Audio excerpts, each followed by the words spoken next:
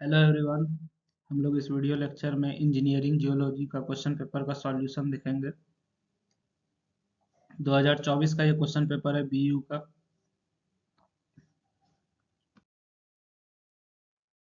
अच्छा, ये वीडियो का हमारा जो है ना पार्ट 2 है।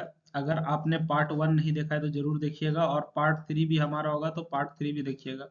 ठीक है, वीडियो लंबा ना चला जाए। उसके बाद से सब्जेक्ट हमारा थोड़ा बोरिंग भी है और समझ में आ रही है, इसलिए हमने जो है छोटा छोटा वीडियो बना रखा है। तो आप जो है सारा पार्ट जरूर देख के जाइएगा, क्योंकि क्वेश्चन कहाँ से रिपीट कर जाएगा कहना मुश्किल है। अगर आपको अगर आपको लो वॉइस का प्रॉब्लम हो रहा है तो आप ईयरफोन का इस्तेमाल कर सकते हैं। सवाल क्या कहता है, इनुमरेट the mitigation measures for slope instability. Mitigation मतलब क्या होता है? मिटिगेशन मतलब होता है किसी भी समस्या को कम करना, वो हमारा मिटिगेशन कहलाता है। बात समझ में आ रही है? किसी भी समस्या को कम करना हमारा क्या कहलाता है? मिटिगेशन कहलाता है। स्लोप इंस्टेबिलिटी कहने का मतलब क्या है? स्लोप मतलब होता है ढलान, इंस्टेबिलिटी मतलब ऐसा ढलान जो कभी भी गिर जाए। इसका मतलब आपको हम फोटो से समझाते हैं। ठीक है, जैसे कि आप जो है अगर पहाड़ी इलाका में कभी गए होंगे या फिर अगर मूवी वगैरह में देखे होंगे, इस तरह का सीन दिखाया जाता है कि ये पहाड़ है सर, इसके साइड से हमारा रोड जा रहा है, यहाँ पे आप रोड दे सकते हैं, ये पहाड़ है। अब ये पहाड़ का ये हिस्सा जो है, पहाड़ का ये हिस्सा जो है क्या है? ढलान है, स्लोप जैसा है। ठीक है, और आप यहाँ फोटो देख के अंदाजा लगा सकते हैं कि ये पहाड़ का हिस्सा अगर कभी भी कट के गिरा तो ये रोड पे गिरेगा और रोड हमारा ब्लॉक हो जाएगा। बात समझ में आ रही है? तो ये जो हमारा स्लोप है यही हमारा क्या है? अनस्टेबल है। अनस्टेबल है मतलब ये कट के कभी भी हमारा रोड पे गिर जाएगा, इसी को हम लोग स्लोप इंस्टेबिलिटी कहते हैं। ठीक है, स्टेबल कब होता है कि ये जो हमारा ढलान वाला इलाका है, इसका मिट्टी या पहाड़ का टुकड़ा कट के नीचे कभी नहीं आता, तब वो स्टेबल कहलाता है। ठीक है, ऐसा होता नहीं है। बात समझ में आ रही है? तो ये जो हमारा पहाड़ कट के नीचे जमीन पे आ रहा है, स्लोप इंस्टेबिलिटी हो रहा है, इसको रोकने का हम लोग क्या क्या उपाय कर सकते हैं? बात समझ में आ रही है ना? तो यही सवाल हमसे पूछा है कि ये जो पहाड़ कट के हमारा नीचे रोड पे जमीन पे आ रहा है, ठीक है, इस पहाड़ को कटने से कैसे कैसे रोका जा सकता है, इसके बारे में कुछ उपाय बताइए। एक और फोटो दिखाते हैं। इस फोटो में भी आप देख सकते हैं कि हमारा जो है पहाड़ी इलाका, ये यहाँ पे ढलान जैसा है। ठीक है, ये स्वाभाविक है सर, पहाड़ चाहे ये मिट्टी जो भी है ये कट के हमारा क्या होगा? नीचे रोड पे आ जाएगा। ठीक है, कभी भी लैंडस्लाइड आएगा, ये पूरा का पूरा मिट्टी ससड़ के क्या होगा? रोड पे आ जाएगा। तो इसको रोका कैसे जा सकता है, कम कैसे किया जा सकता है, वही आपसे सवाल पूछा गया।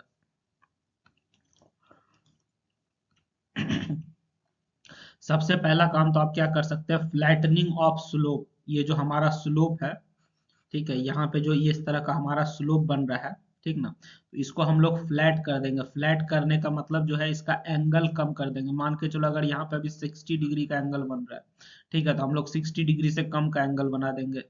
30 डिग्री 40 डिग्री का एंगल बना देंगे। बात समझ में आ रही है? तो हम लोग स्लोप को क्या करेंगे? फ्लैटनिंग करेंगे, मतलब स्लोप का एंगल कम करने का काम करेंगे। ठीक ना? एंगल कम करने से क्या होगा? जो मिट्टी हमारा ससर के नीचे गिर रहा था, जो ड्राइविंग फोर्स हावी हो रहा था, वो हमारा कम हो जाएगा। दूसरा क्या है sir? Construction of retaining wall, breast wall, gabion walls. तुम देखा होगा यहाँ पे हमारा जो है ना वॉल भी क्रिएट किया जाता है। यहाँ पे हमारा जो है इस तरीके से यहाँ पे दीवार बना दिया जाएगा, ताकि हमारा ऊपर का मिट्टी जो है ससड़ के नीचे नहीं आए। तो इस तरह से हम लोग दीवार यहाँ पे बना सकते हैं साइड में। ठीक है, ताकि हम लोग जो ऊपर का मिट्टी कट के नीचे आ रहा है उसको हम लोग रोक सके। ठीक, दूसरा ऑप्शन हो गया। तीसरा ऑप्शन क्या है sir? Rock bolting and rock anchoring, जो कि हमारा रॉक मास को स्टेबलाइज करेगा। हम लोग क्या करते हैं सर? पहाड़ में जैसे कि मान के चलो ये पहाड़ का दो हिस्सा है, ठीक है, ये दो हिस्सा ये जो पहाड़ का दो हिस्सा है, मान के चलो ये वाला हिस्सा ससड़ के नीचे ना गिर जाए, इसके लिए हम लोग रॉक में बोल्टिंग और एंकरिंग करते हैं। बोल्टिंग में क्या करते हैं? स्टील का रॉड जो है यहाँ पे छेद करके नट बोल्ट जैसे कसते हैं, उसी तरह से यहाँ पे छेद करके स्टील का नट बोल्ट जो है अंदर डाल देते हैं। ठीक है, ताकि इससे हमारा क्या हो जाता है कि अंदर का पहाड़ जो है इसमें आपस में चिपक के जुड़ जाएगा। ठीक है, अंदर का जो पत्थर है आपस में चिपक के क्या होगा? जुड़ जाएगा। तो हम लोग रॉक बोल्टिंग या एंकरिंग का भी काम कर सकते हैं इसमें। बात समझ में आ रही है? इसके साथ साथ और हम लोग क्या कर सकते हैं sir? Drainage control using surface drain, सब सरफेस ड्रेन्स और वीप होल्स। हम लोग जो है ड्रेनेज कंट्रोल कर सकते हैं, सरफेस ड्रेन, सब सरफेस ड्रेन और विप होल की मदद से। जैसे कि मान के चलो कि हमारा जो ये मिट्टी है, इस मिट्टी में थोड़ा बहुत तो पानी जरूर होगा सर, ठीक ना। तो ये पानी हमारा जो है बाहर आना चाहिए। अगर पानी बाहर नहीं आएगा तो ये मिट्टी के अंदर इतना फोर्स लगेगा कि ये ऑटोमेटिक जो है सड़ के नीचे गिर जाएगा, ठीक है। ये ऑटोमेटिक ससड़ के क्या होगा, नीचे गिर जाएगा। इसलिए हमारा जो है ड्रेनेज कंट्रोल पे भी हम लोग को काम करना चाहिए, ठीक ना, क्योंकि इसके अंदर पानी नहीं जमे, पानी बाहर निकलते रहे। पानी जमेगा, मिट्टी का वजन आएगा, ये ससड़ के गिर जाएगा, ठीक है। इसके बाद हम लोग शॉर्ट क्रीटिंग या फिर वायर मेश हम लोग जो है इसके चारों साइड लगा सकते हैं। यहाँ पे हम लोग जो है जाली जैसा लगा देंगे या शॉर्ट क्रीटिंग कर देंगे। जाली जैसा तुम देखे होगे बहुत जगह लगा हुआ होता है, ठीक है, ताकि ये हमारा पहाड़ का या पत्थर का टुकड़ा जो है नीचे ना गिरे, इसके लिए हम लोग यहाँ पे जाली जैसा कुछ लगा देंगे। या फिर तुम जो है क्या कर सकते हो, पेड़ पौधा उगा सकते हो, ठीक है। यहाँ पे हम लोग जो है पेड़ वेड़ लगा देंगे, तो जहाँ पे पेड़ लगा रहता है वहाँ पे मिट्टी कट के जल्दी नहीं गिरता है। बात समझ में आ रही है? तो हम लोग क्या करेंगे सर, जैसे ये सब एरिया है तो यहाँ पे हम लोग जो है ना पेड़ पौधा उगा देंगे, तो ये हमारा क्या करेगा, मिट्टी को पकड़ के रखता है, ठीक ना। टेरेसिंग या बेंसिंग भी कर सकते हैं हम लोग। टेरेसिंग करने का मतलब सर हम लोग घेराबंदी भी कर सकते हैं यहाँ पे। बात समझ में आ रही है? उसके बाद जब हम लोग ब्लास्टिंग करेंगे, ठीक है, ब्लास्टिंग क्यों करते हैं, पत्थर को अगर तोड़ के अलग करना है, मान के चलो हमको काम के लिए पत्थर की आवश्यकता पड़ती है ना, तो पत्थर को पहाड़ से तोड़ के अलग करने के लिए हम लोग क्या करते हैं, ब्लास्टिंग करते हैं। तो जिस समय ब्लास्टिंग करके पहाड़ से पत्थर को तोड़ के अलग करेंगे तो उसमें हम लोग हैवी ब्लास्टिंग नहीं करेंगे, कंट्रोल में ब्लास्टिंग करेंगे, ताकि जितना पहाड़ तोड़ना है उतना ही टूटे, पूरा का पूरा पहाड़ पे असर नहीं पड़े। बात समझ में आ रही है? ये बहुत ही इंपॉर्टेंट पॉइंट है, इसको ध्यान में रखिएगा, ठीक ना। तो ये हमारा कुछ पॉइंट्स था, किससे रिलेटेड था सर, कि हम लोग जो है स्लोप इंस्टेबिलिटी को कैसे कम कर सकते हैं, उसके लिए आपको कुछ उपाय बताना था, तो ये हमने कुछ उपाय बताया है। चलिए अगला सवाल क्या कहता है, what are the factors that influence slope instability. Slope instability को इन्फ्लुएंस करने वाला कौन कौन सा फैक्टर है, ठीक है, किस किस चीज पे स्लोप इंस्टेबिलिटी हमारा जो है असर करता है। Factors influencing slope instability, slope instability को अफेक्ट करने वाला कौन कौन सा फैक्टर है सर। तो ये हमारा स्लोप हो गया। अभी तुरंत आपको हम समझाएं कि पहाड़ी इलाका में हमारा क्या होता है, पहाड़ चाहे पत्थर चाहे मिट्टी जो भी इसका टुकड़ा है गिर के हमारा नीचे आ जाता है, ठीक है। यहाँ पे ढलान वाला जो सरफेस, इसी को हम लोग स्लोपी सरफेस कहते हैं, ठीक ना। इस ये किस किस चीज पे निर्भर करता है, ये जो ढलान वाला सरफेस है ये गिर के नीचे आ जाता है, किस किस चीज पे निर्भर करता है उस पे आपको बताना। सबसे पहला तो ये निर्भर करता है किस पे सर, जियोलॉजिकल फैक्टर्स, जैसे कि जॉइंट्स हो गया, फॉल्ट्स हो गया, बिल्डिंग प्लेन्स हो गया, शियर जोन्स हो गया, ठीक है। यहाँ पे आपस में जो है जॉइंट कैसा है, फॉल्ट कैसा है, मतलब दरार उरार है कि नहीं है, ठीक है। उसके बाद बिल्डिंग प्लेन क्या है, शियर जोन है कि नहीं। शियर जोन में क्या होता है, हमारा जो है मिट्टी का एक लेयर दूसरे लेयर से ससर के नीचे गिर जाता है। बात समझ में आ रही है? तो जियोलॉजिकल फैक्टर पे काम करेगा, कौन कौन सा फैक्टर आ जाएगा इसमें, जॉइंट्स आ जाएगा, फॉल्ट आ जाएगा, बिल्डिंग प्लेन्स आ जाएगा, शियर जोन्स आ जाएगा। स्लोप एंगल और हाइट ऑफ स्लोप पे भी निर्भर करता है। अभी तुरंत तुमको हम समझा रहे होंगे, स्लोप का ये जो एंगल है इस पे भी हमारा निर्भर करता है सर। अगर एंगल कम रहेगा तो हमारा जो है स्लोप ढलान वाला चीज ससड़ के नीचे नहीं गिरेगा, एंगल ज्यादा रहेगा तो ये ससर के आसानी से गिर जाता है, ठीक है। हाइट ऑफ स्लोप पे भी निर्भर करता है, ठीक ना। अगर हमारा मिट्टी या पहाड़ जो है बहुत ऊंचा है तो फिर हमारा फेल होने का चांस ज्यादा है, कम ऊंचा है तो वो फेल कम होता है। Type and strength of soil और रॉक, हमारा जो ये मिट्टी है या फिर ये जो पहाड़ है ये किस मटेरियल से बना हुआ है, इसका स्ट्रेंथ कितना है, उस पे भी हमारा स्लोप इंस्टेबिलिटी निर्भर करेगा। बात समझ में आ रही है? तो हमारा जो है स्लोप इंस्टेबिलिटी कई सारा फैक्टर पे निर्भर कर रहा है, यहाँ तक तो अभी तक हम लोग समझ गए सर। इसके साथ साथ क्या है कि अगर बहुत ज्यादा बारिश हो रहा है या फिर वहां पे बर्फ पिघल के गिर रहा है तो उस पे भी आपका जो है स्लोप इंस्टेबिलिटी असर करता है। अर्थक्वेक और वाइब्रेशन, अगर उस एरिया में लगातार भूकंप आ रहा है, बार बार धरती थर्रा रहा है, तो उस पे भी आपका जो है ये स्लोप इंस्टेबिलिटी निर्भर करेगा। ये आसानी से ससर के बार बार नीचे गिर सकता है अगर बार बार भूकंप आता है तो। वेदरिंग और सॉइल इरोजन, वेदरिंग या इरोजन करने का मतलब मिट्टी का कट के नीचे गिरना, वो हमारा इरोजन कहलाता है। बात समझ में आ रही है? अगर तुम डिफोरेस्टेशन करते हो, पेड़ पौधा काटते हो, अगर वहां पे जाके इंसान खुदाई वगैरह करता है तो तब भी हमारा जो है ये ससर के क्या आएगा, नीचे आएगा। ये जो स्लोप है ये इंस्टेबल नहीं होना चाहिए। हमको ये स्लोप क्या चाहिए, स्टेबल चाहिए। मतलब ये हमारा जो है ढलान वाला एरिया जो है यहाँ से मिट्टी या पहाड़ कट के नीचे नहीं गिरना चाहिए, क्योंकि अचानक कभी भी गिरेगा तो मान के चलो अगर यहाँ पे कोई कार जा रहा है तो उस कार का क्या हो जाएगा, दब के मर जाएगा, ठीक है। रोड भी हमारा ब्लॉक हो जाएगा। बात समझ में आ रही है ना? तो ये सब चीज होना नहीं चाहिए, इसको हम लोग रोकेंगे। किस किस चीज पे निर्भर करता है, वो इस स्लाइड में हम लोग अभी तुरंत डिस्कस किया इस क्वेश्चन में, समझ गए। चलिए, ग्राउंड वाटर कंडीशन पे भी निर्भर करता है सर हमारा ये चीज, समझ गए ना, कि हमारा नीचे पानी का लेवल कहाँ है, उस पर भी बहुत निर्भर करता है। अगला सवाल क्या कहता है, illustrate the various types of folds with NEET sketch. आपको जो है अलग अलग तरह का फोल्ड समझाना है नीट स्केच के साथ, ठीक है, मतलब इसका जो है इसमें डायग्राम आपको बनाना होगा। सबसे पहले तो हम लोग समझते हैं कि फोल्ड होता क्या है, ठीक है, ये जो हमारा फोल्ड है सर, ये फोल्ड होता क्या है, कैसे बनता है, वो हमारा जानना जरूरी है, ठीक ना। फोल्ड मतलब क्या होता है, मुड़ना। फोल्ड मतलब क्या हो गया, मुड़ना। जब धरती के अंदर हमारा कंप्रेशन फोर्स लगता है, देखो धरती के अंदर जो है वो हमारा दो तरह का फोर्स लगता है, कंप्रेशन, एक टेंशन, ठीक ना। तो हमारा जब धरती के अंदर जो है कंप्रेशन फोर्स लगता है, ठीक है, यानी कि दबाव होता है, तो रॉक लेयर्स जो है टूटने के बजाय मुड़ जाता है। हमारा धरती के नीचे क्या है, रॉक का लेयर है। धरती के नीचे हमारा जो है रॉक का लेयर है, यही तो जियोलॉजी में हम लोग पढ़ते हैं ना, धरती के नीचे क्या है, रॉक का लेयर है। जब हमारा धरती के लेयर में कंप्रेशन फोर्स लगता है, तो ये जो रॉक लेयर है ये टूटता नहीं है, टूटने के बजाय ये क्या होता है, मुड़ जाता है। आज समझ में आ रही है, टूटने के बजाय ये मुड़ जाता है। इस बेंडिंग प्रोसेस को फोल्डिंग कहते हैं, इसी बेंडिंग प्रोसेस को फोल्डिंग कहते हैं, ठीक है। इस बड़े बड़े पहाड़ बनते हैं जिसको हम लोग फोल्ड माउंटेन्स कहते हैं, ठीक ना। ये जो हमारा क्या है, बेंडिंग क्यों होता है सर, कि हमारा जो धरती के अंदर रॉक लेयर है उस पे जब कंप्रेसिव फोर्स लगता है, तो रॉक लेयर हमारा जो है टूटने की बजाय मुड़ जाता है।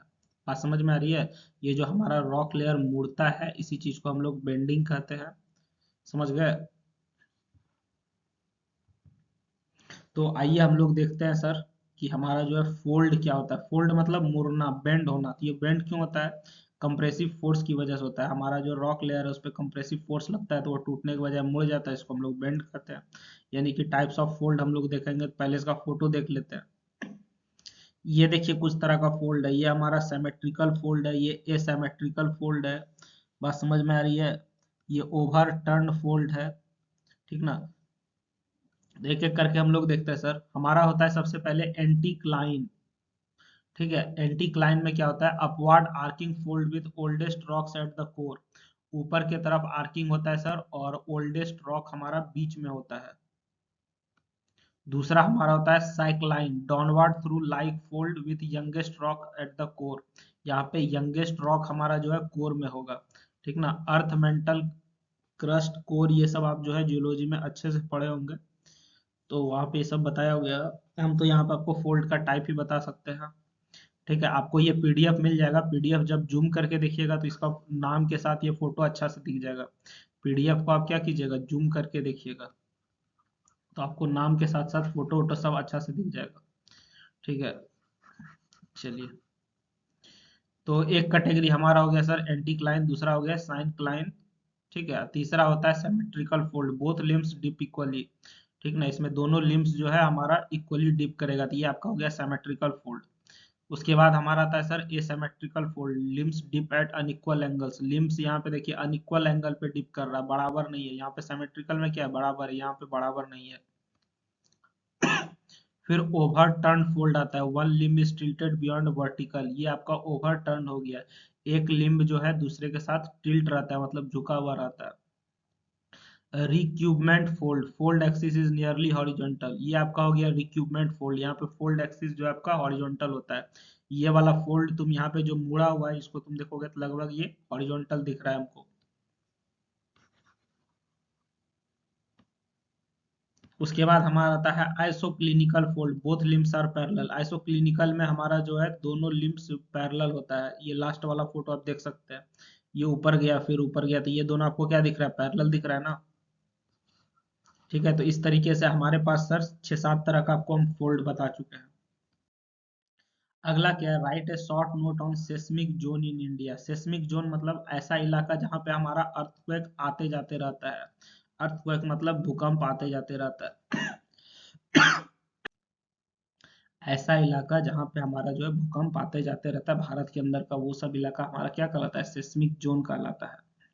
बात समझ में आ रही है, ठीक है। तो हमारे भारत में जो है 4 तरह का सेस्मिक जोन है, ठीक है। सेस्मिक जोन 2, 3, 4 और 5, 5 वाला जो है सबसे ज्यादा खतरनाक होता है। ये किधर आता है? मेनली नॉर्थ ईस्ट साइड जो है हमारा सेस्मिक जोन 5 होता है। यहाँ में मतलब नॉर्थ ईस्ट साइड अक्सर भूकंप आते जाते रहता है। बात समझ में आ रही है?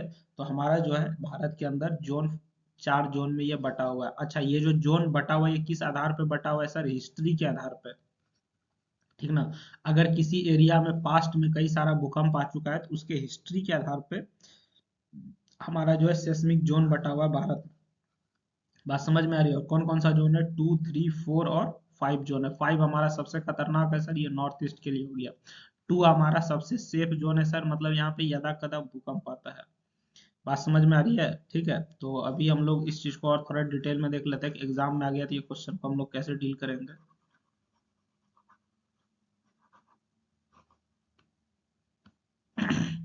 Seismic zones in India. तो यहाँ पे हमने जो है फोटो के माध्यम से आपको हम दिखा रखा है, ये जो ब्लू कलर है, स्काई ब्लू कलर, ये सब जोन 2 है, मतलब ये सब सबसे सेफ जोन है, यहाँ पे भूकंप नहीं आता है, बहुत कम आता है। पीला वाला आपका जो है जोन 3 है, मतलब ये थोड़ा डेंजरस है, ब्लू की तुलना में ज्यादा डेंजरस है, ठीक ना। हमारा बिहार जो है ये ऑरेंज वाला में आता है, जोन 4 में आता है, ठीक है। उसके बाद हमारा जोन 5 में आपका रेड अलर्ट है, जैसे कि ये आपका हो गया इधर क्या क्या, पूरा का पूरा नॉर्थ ईस्ट हो गया, ठीक है। तो ये सब हमारा जो है भूकंप वाला एरिया है, सेस्मिक जोन है सर, बहुत खतरनाक भूकंप आता है इधर नॉर्थ ईस्ट सब में। तो आइए हम लोग एक एक करके समझते हैं sir. India is divided into 4 seismic zones based on earthquake intensity. हमारे यहाँ जिस प्रकार से भूकंप आता है, भूकंप की तीव्रता के आधार पे, अर्थक्वेक इंटेंसिटी के आधार पे इंडिया जो है 4 सेस्मिक जोन में बटा हुआ है। कौन कौन सा है सर? पहला है जोन 2, ठीक है, इसमें हमारा लो सेस्मिक रिस्क जोन होता है, कवरिंग स्टेबल कॉन्टिनेंटल रीजन्स, ठीक ना। इसमें हमारा जो है जोन 2 में लो रिस्क रहता है, इसमें भूकंप का उतना ज्यादा खतरा नहीं सर, इसमें ब्लू कलर से आपको दिखाया गया है। उसके बाद हमारा आता है जोन 3, इसमें हमारा मॉडरेट सेस्मिक रिस्क होता है, ठीक है। और ये कहाँ पे होता है? खास करके पेनिनसुलार इंडिया में देखने को मिलता है। बात समझ में आ रही है? ये कहाँ देखने को मिलेगा? पेनिनसुलार इंडिया में देखने को मिलेगा। ज्योग्राफी में एक टर्म होता है पेनिनसुलार, आप वहां पे पढ़े होंगे, समझते होंगे। अच्छा, चलिए, तो हमारा जो है जोन 3 क्या हो जाएगा? पेनिनसुलार एरिया में आएगा सर, इसमें मॉडरेट सेस्मिक रिस्क होता है। उसके बाद हमारा जोन 4 आता है, जिसमें कि हाई सेस्मिक रिस्क होता है, ठीक ना। ये इंडो गंगाटिक प्लेन्स और पार्ट ऑफ हिमालयाज में देखने को मिलता है। इंडो गंगाटिक प्लेन मतलब जहाँ पे गंगा नदी बह के निकलता है, उसी आसपास में ये देखने को मिलेगा। तो बिहार से भी गंगा नदी गुजरता है, वहां पे भी आपका सर जोन 4 होता है, मतलब यहाँ पे भूकंप आने का संभावना है, और काफी तेज भूकंप भी आता है, आ चुका है वो भी है। उसके बाद सबसे लास्ट में आता है और सबसे खतरनाक है zone 5, very high seismic risk zone, ठीक है। इसमें हिमालयन बेल्ट आता है, मतलब हिमालय के आसपास का एरिया आता है, नॉर्थ ईस्ट पूरा का पूरा आता है, अंडमान निकोबार आता है सर, ठीक है। ये रहा आपका अंडमान निकोबार, यहाँ पे फोटो में आप देख सकते हैं, जो छोटा सा लाल कलर का दिखाया गया। उसके बाद हमारा क्या हो जाता है सर? कच्छ रीजन आ गया। तो ये सब चीज हमारा जो है इसमें जोन 5 में आता है। बात समझ में आ रही है? चलिए, ये जो जोनिंग है ये किसके आधार पे किया गया? पास्ट अर्थक्वेक डाटा और टेक्टोनिक सेटिंग के आधार पे किया गया। अर्थक्वेक का जो पास्ट का डाटा है उसके आधार पे, या टेक्टोनिक सेटिंग के आधार पे किया गया है। Seismic zoning helps in earthquake resistant design of structure, ठीक है। सेस्मिक जोनिंग से हम लोग क्या करते हैं, हमारा एरिया जो है किस जोन में आता है उसके अनुसार हम लोग जो है बिल्डिंग या स्ट्रक्चर का डिजाइन करते हैं। कि आपका जो है भूकंप वाला एरिया में आ रहा है तो आपको जो है अर्थक्वेक रेसिस्टेंट बिल्डिंग बनाना पड़ेगा, या फिर कोई भी कंस्ट्रक्शन का काम करेंगे, डैम वगैरह बनाएंगे ना, तो वहाँ का अर्थक्वेक हिस्ट्री हम लोग पक्का देखते हैं, भूकंप वाला एरिया तो नहीं है। अगर अर्थक्वेक एरिया निकल गया तो उसके अनुसार हम लोग को जो है काम करना पड़ेगा, मतलब डिजाइन को थोड़ा मॉडिफाई करना पड़ता है। चलिए, अगला सवाल क्या कहता है? अगला सवाल कहता है illustrate the various types of faults with neat sketches, ठीक है। मतलब आपको जो है ना जियोलॉजी में डायग्राम खूब पूछता है। इस जो आपका 24 का क्वेश्चन पेपर, इसमें तो भर भर का डायग्राम पूछा है। आपको जो है टाइप्स ऑफ फॉल्ट बताना है नीट स्केच के साथ, मतलब फिगर के साथ साथ आपको टाइप ऑफ फॉल्ट भी समझाना है, ठीक है। तो टाइप ऑफ फॉल्ट हमारा जो है सर, ये आपका मेन यही 3 तरह का फॉल्ट होता है।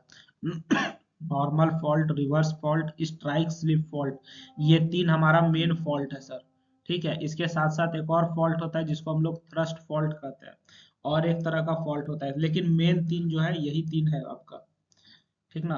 अब सवाल ये उठता है कि सर ये फॉल्ट होता क्या चीज है, पहले ये समझाइए।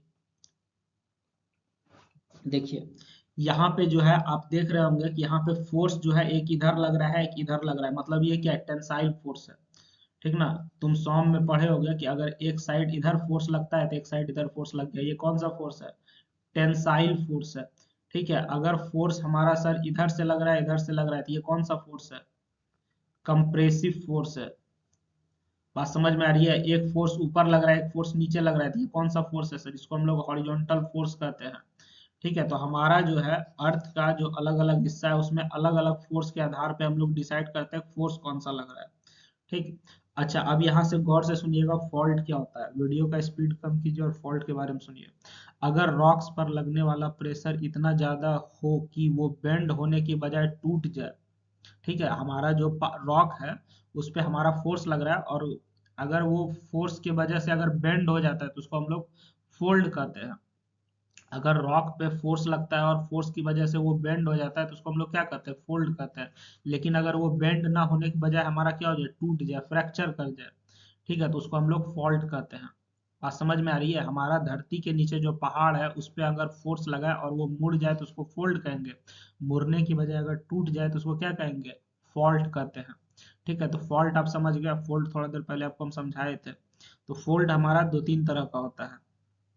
ठीक है, इसमें दो तरह का वाल होता है, जैसे कि ये वाला जो वाल है इसको हम लोग फुट वाल कहेंगे, इसको हम लोग हैंगिंग वाल कहते हैं।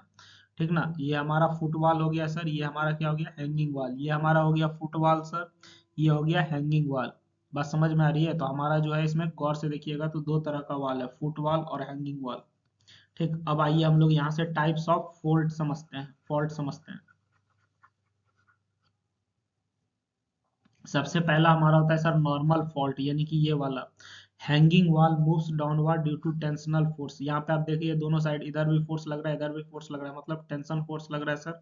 ठीक है, और टेंशन फोर्स लगने की वजह से हैंगिंग वॉल जो है वो नीचे की तरफ मूव कर रहा है।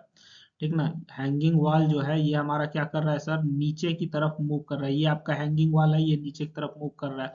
कब, जब इसके साइड हमारा जो है टेंशन फोर्स लग रहा है, तो इसको हम लोग क्या कहेंगे, नॉर्मल फॉल्ट कहेंगे।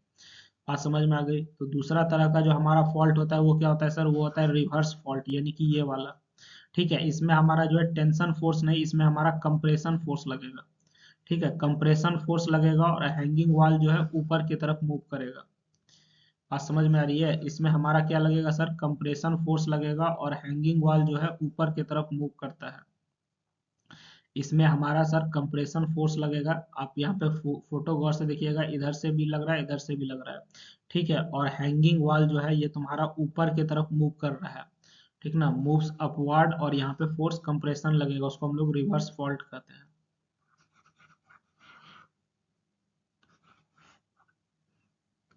चलिए, उसके बाद हमारा अगला आता है थ्रस्ट फॉल्ट।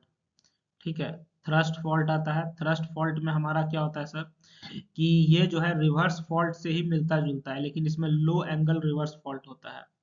बात समझ में आ रही है, रिवर्स फॉल्ट जो होता है इसी का मिलता जुलता थ्रस्ट फॉल्ट है, लेकिन इसमें लो एंगल रहता है, अंतर यही है। बात समझ में आ गई।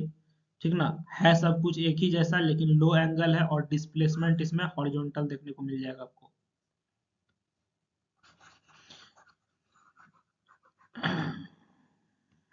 चलिए, उसके बाद हमारा आता है sir strike slip fault. Strike slip fault, इसमें हमारा जो है हॉरिजॉन्टल मूवमेंट होता है फॉल्ट प्लेन के अबाउट। ठीक है, हॉरिजॉन्टल मूवमेंट मतलब ये तुम्हारा आगे चला गया ये पीछे आ गया, आगे पीछे मूवमेंट कर जाता है।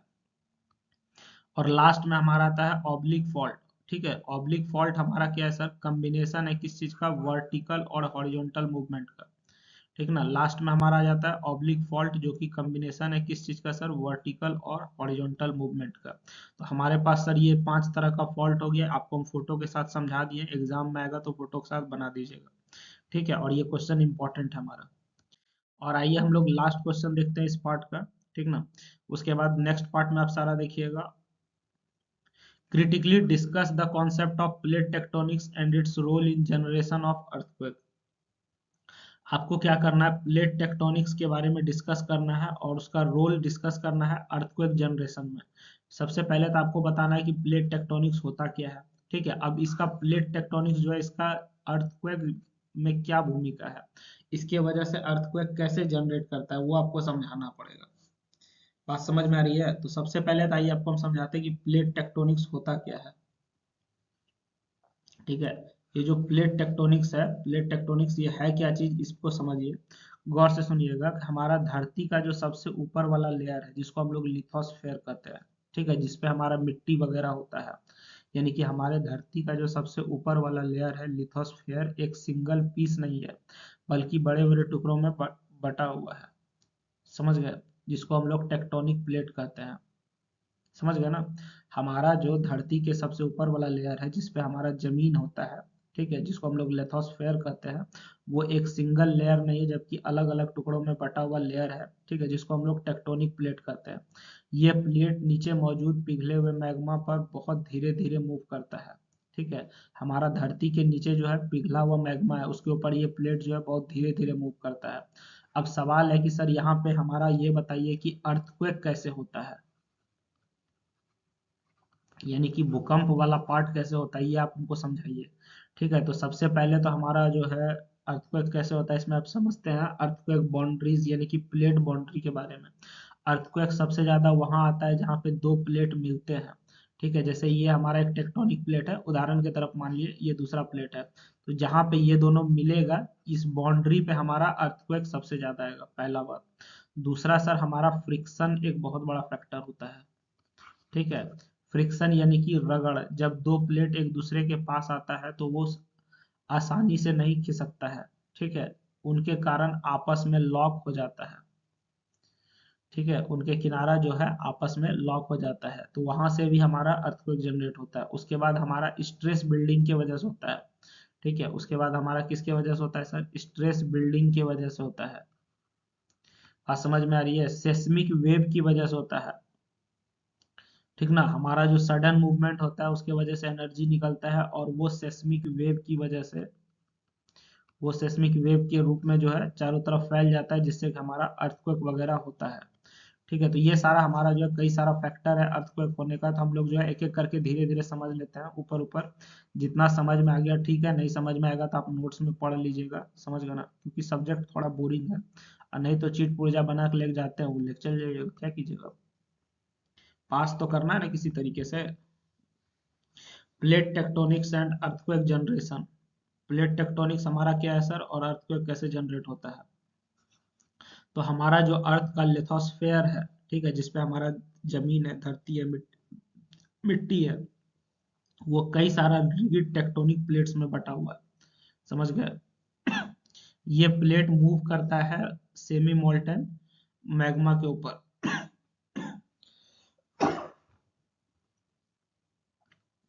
उसके बाद ये जो प्लेट का बाउंड्रीज है, ये तीन तरह का बाउंड्री होता है। हमारा जो प्लेट है, प्लेट का तीन तरह का बाउंड्री होता है, एक कन्वर्जेंट, एक डाइवर्जेंट और एक ट्रांसफॉर्म। ठीक ना, ये प्लेट का तीन तरह का बाउंड्री होता है। Stress build up at plate boundaries due to plate movement. आपका जो बार बार प्लेट का मूवमेंट होता है, ठीक है, इसके वजह से हमारा क्या होता है, ये जो बाउंड्री है यहाँ पे हमारा स्ट्रेस बिल्ड हो जाता है। ठीक ना, यहाँ पे हमारा क्या हो जाता है सर, स्ट्रेस बिल्ड हो जाता है। बात समझ गए? तो अब इससे क्या होता है सर हमारा, ये बताइए आप हमको। When accumulated stress exceed rock strength, sudden release of energy occur। जब यहाँ पे हमारा जो है प्लेट के बार बार मूवमेंट की वजह से, प्लेट का मूवमेंट क्यों होता है सर, क्योंकि इसके नीचे मोल्टन मैग्मा होता है। ठीक है, बार बार मूवमेंट की वजह से यहाँ पे हमारा जो है स्ट्रेस बिल्ड हो जाता है। ठीक ना, और जब ये स्ट्रेस का मात्रा जो है बहुत ज्यादा हो जाता है, जरूरत से ज्यादा हो जाता है, ठीक है, तो ये हमारा जो है एनर्जी रिलीज करना शुरू कर देता है। बात समझ में आ रही है? इससे हमारा क्या हो जाता है, एनर्जी रिलीज होना स्टार्ट हो जाता है।